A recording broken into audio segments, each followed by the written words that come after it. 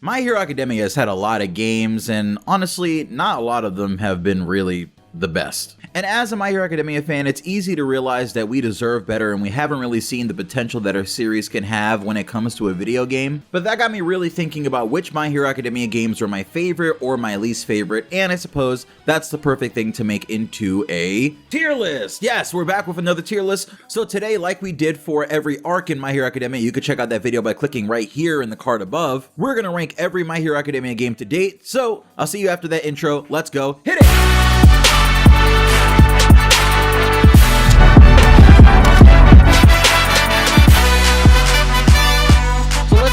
Battle for All, which is the first My Hero Academia video game. Now, I have some fond memories about this game. I remember back then, way back when, it's been so many years, that I was working on a channel called Shonen Games. It's still up, you can still find the videos and everything. And originally with my cousin, we together covered My Hero Academia Battle for All, and it was a really fun time, even though the game is honestly absolutely awful. But for a fan of My Hero Academia back when it was just starting out, right at the very beginning of the anime. In fact, I think the game might have come out even before Season 1 had started because Shigaraki's hair is a different color, and there's a couple differences in the game that you'll find. It was just cool to even have a game for My Hero Academia, even if it was on a handheld device, which was the 3DS, I believe, or I don't think it was just a DS, I think it was on the 3DS. It just wasn't the best game, you know, it was a pretty clunky fighter. You could pull off combos and do combo ultimates and stuff, and again, I do have videos on it on a different channel that you can check out if you'd like to, but it was really, really rough, and for that, I honestly think, if we're being fair, compared to almost every other game in this list, I'm gonna have to put My Hero Academia Battle for All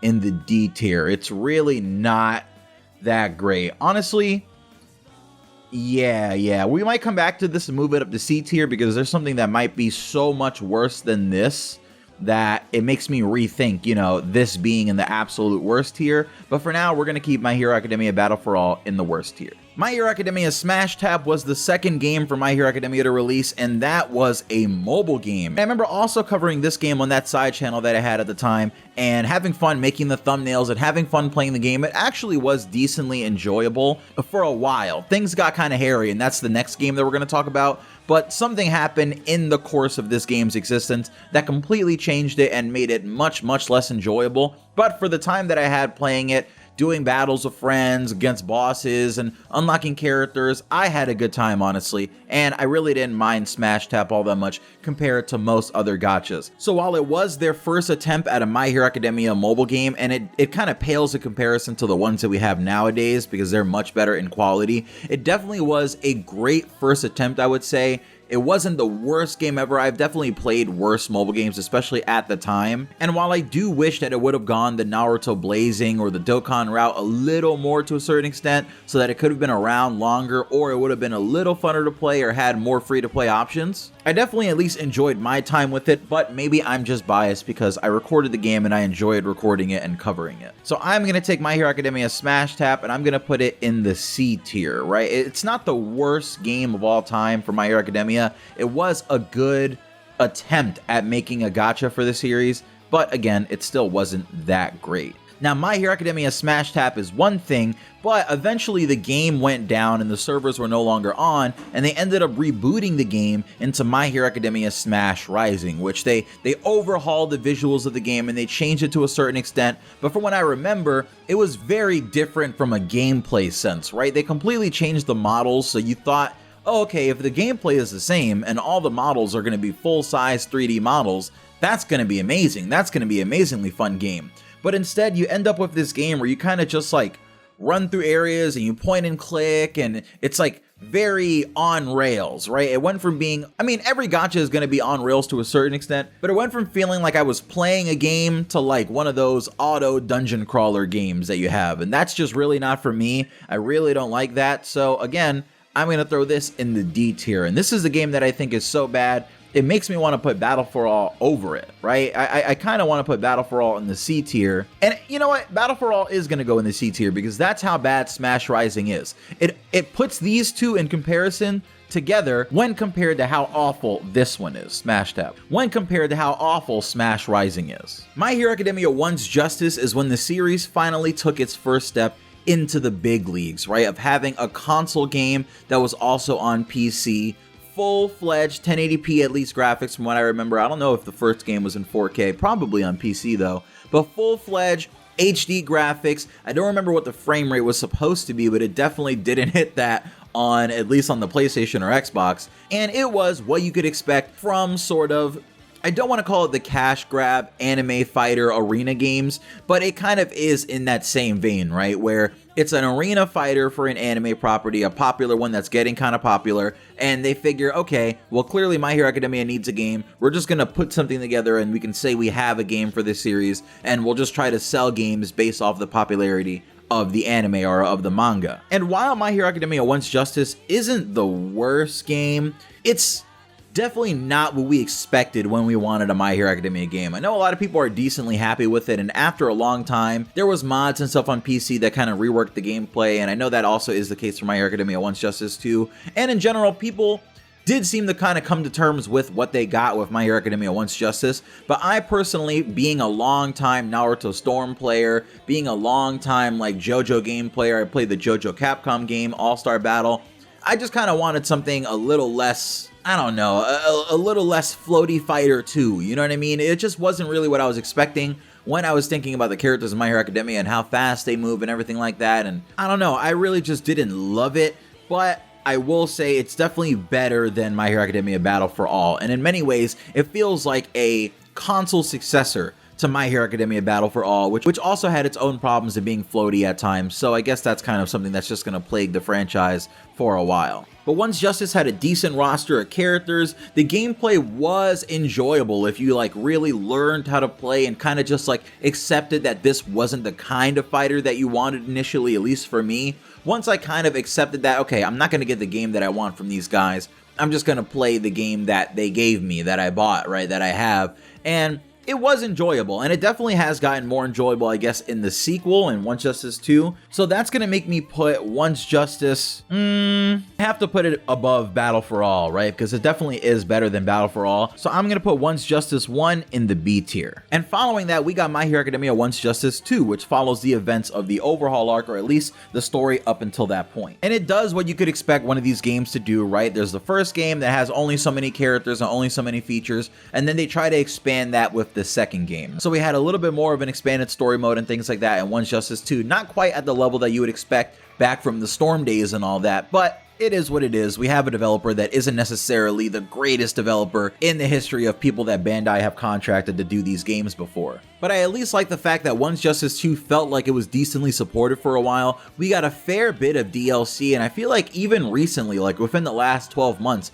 we got more DLC for that game that came out, again, during the overhaul arc, right? So it has that going for it, and at least the fact that for some reason, My Hero Academia Once Justice 2 feels less floaty to me. I don't know if they intentionally went out of their way to fix that. I don't remember if that was marketed when the game was being, you know, announced and released and everything like that, but I definitely felt like it handled much better than My Hero Academia Once Justice 1, and it was way more enjoyable for that. I didn't keep up with the game entirely too long, but I do remember when it came out, I was actually playing it quite a bit, right? I was actually having a really, really good time, and I do at least appreciate that they didn't completely abandon the game franchise, much like Bandai did with the Black Clover game franchise, but I'm glad they didn't just abandon the My Hero Academia game franchise and just never made another game for it, and at least gave us Once Justice 2, and I guess if that's the only way that we can get another full-fledged My Hero Academia fighting game, because we're not going to get one from another company, then I suppose give us a Once Justice 3, even though I would really, really prefer to have a better game by a better studio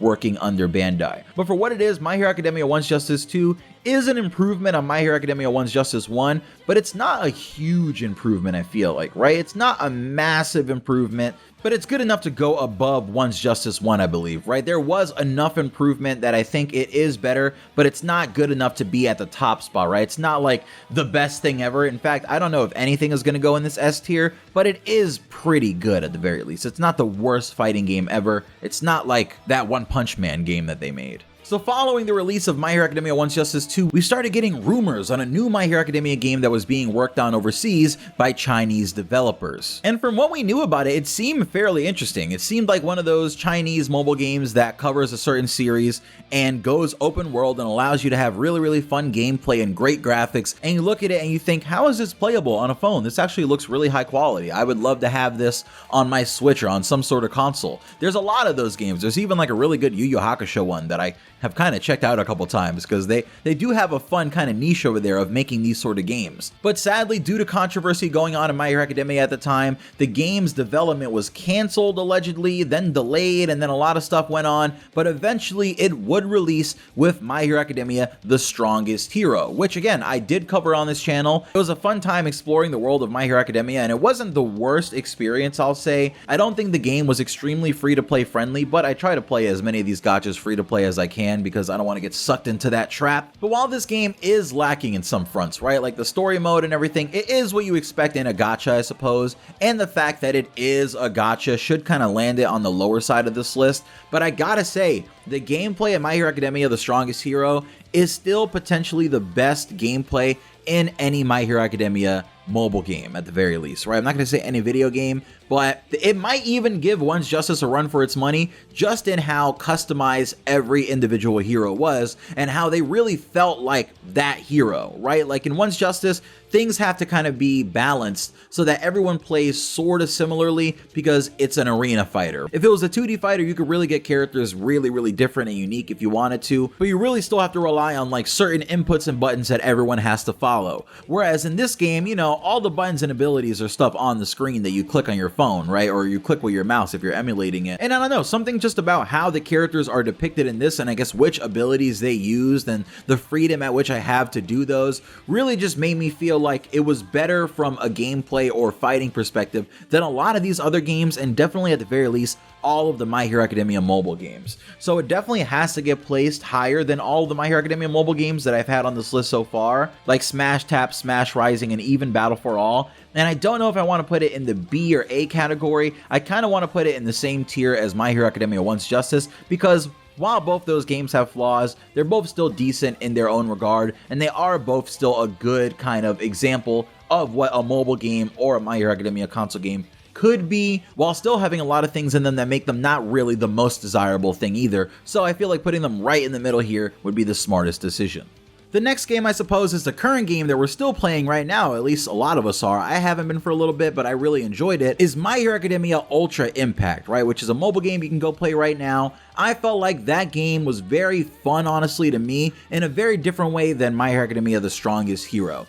This game has a gameplay system where you take turns. It's kind of a turn-based system, very similar to some other games like 7 Deadly Sins that was out previously, but I really like the way that it's done in this game. I really like the team building aspects. I like how many characters are in the game. It has a nice sizable roster of cards, tons of different modes for you to play, and it feels very free-to-play friendly. I don't feel like I spent any money playing this game, but it still had all the top units, all the best units in the game. I still was able to do any content that I wanted to do, and overall, I was still able to really enjoy my experience without spending $1. So I feel like that puts it on top of every other My Hero Academia gacha that we've played so far, because it was loaded with tons of content for you to do, and again, it was free to do all that content while you still were able to have a good time and enjoy the flashy ultimates of all the chibi models. I know that's not the greatest, they're not 3D models, like full-size 3D models, but at the very least, I got everything that I wanted out of this game with my expectations, I guess, set perfectly where they should have been. So I'm gonna put My Hero Academia Ultra Impact in the A tier, right? Because I feel like it has to be placed above all the other mobile games. And I don't know, I was kind of thinking about The Strongest Hero's gameplay being a little better, but not for me personally. As good as The Strongest Hero is with the combat and the exploration, I really feel like I just prefer turn-based battles in these mobile games and the team building aspect and all that stuff. So that puts My Hero Academia Ultra Impact just above My Hero Academia The Strongest Hero. And again, it just has so many more characters, so many more like newer characters in the game than The Strongest Hero does, because I don't think it's anywhere near the amount of work to make a Ultra Impact character as it is to make a The Strongest Hero character. Or at the very least, the devs for one aren't as lazy as the devs for another. And finally here we have a game that isn't even out yet. I know that's what a lot of people are going to say in my comment section below, but this game is My Hero Academia Ultra Rumble, a brand new My Hero Academia Battle Royale, which is available for the PS4 and PS5, and I don't believe on PC, but they should really get to that, right? Because I think this game could do very well if it was a PC free-to-play battle royale. And that's pretty much all that this game is so far, right? You take 3 heroes or villains and put them in a team together, you drop on the USJ map where all the heroes and villains fought in Season 1 of My Hero Academia, and you have a choice between various different zones to land on with a map of like 30 or something players, it might be 28, I think it's like 6 teams of 3 or something like that in the lobby, and you all just deathmatch it out, right? You hunt each other down through the various areas. It is a decently big map, especially for the amount of people on the map, but I don't know, I feel like on one side I kind of want there to be more characters allowed on the map or more people allowed on the map, but there's not that many characters, so the combination of teams you would have wouldn't necessarily make for the greatest gameplay experience, so maybe leave that for when there are more characters added to the game after its release. And I think that's going to be one major determining factor in whether or not this game gets placed B, A, or S anytime in the future if we do another list like this, considering for now I am going to place it in the B, and that's because I don't know how this game is going to be supported after its release. There are a lot of cosmetics and fun things in the game, and you can watch me go play the game with PS360 HD2 and Berto, my homie, on PS360 HD2's channel in the card that you can click above to the right, so you can see a little bit more of the game from like a live gameplay perspective. But yeah, I think it's going to be a major determining factor if this game ever escapes the B tier, just depending on if they add new characters and if they add a lock-on mechanic, which is something that I desperately think it needs. It needs some sort of like, it's a weird comparison to make, but I like the lock-on mechanic in Souls where your camera rotates around your opponent, right? And you can lock onto them and easily switch to your next opponent. I feel like that would be perfect for this game because it just doesn't feel great attacking someone when there's only 28 people on the map. You die pretty easily despite the fact that there are shields and items where you can give yourself buffs or abilities, along with healing items and various other things. It doesn't feel the greatest when an All Might just runs up to you and starts spamming you with ridiculous punches and swings and everything, and projectile punches and just craziness, and you can't even see what's going on the map, right? Because you can't lock onto them, and you're kind of at the whim of the game's horrible camera system. So I think the camera needs to be fixed, I think lock-on needs to be added, and I think the game needs to be constantly supported with new characters and cosmetics, and it should stay or at least go the free-to-play route. So from there, I'm going to put the game in B because we really don't know how the game is going to turn out, but from my experience with it so far, I feel like it kind of is middle of the road. It is a refreshing take on My Hero Academia, but I hope that this isn't the last take on My Hero Academia, right? And we get another proper fighting game that isn't a battle royale, that isn't One's Justice 2 or One's Justice 3. I want something proper, so hopefully the series continues on long enough for that to happen, even though it seemingly is ending soon, but we'll see. So for now, this is the tier list. This is it. Everything is where I kind of want it to be. I don't think I'm going to move anything from here on out. So if you agree with my tier list, let me know in the comment section below. Or if you want to do your own tier list like this, I'll link it in the comment section below myself, so you can do your own and put them wherever you want them to be, and you can let me know where they are on Twitter. If you like this video, I'd appreciate 1,000 likes just to let me know that you did enjoy it, or at least, you know, it did something for you. It kept you busy for a little bit. And I am on like the daily upload train now, right? I've uploaded every day this month so far, so we're going to try to keep it going for as long as possible, and to do that, I need your support. So please hit that subscribe button if you want to stick around for more content, because Season 6 is coming and we are going to go crazy on that. But for now, this is Pineapple. This has been my Hero Academia video game tier list, and I'll see you later. It's Pineapple again. Peace.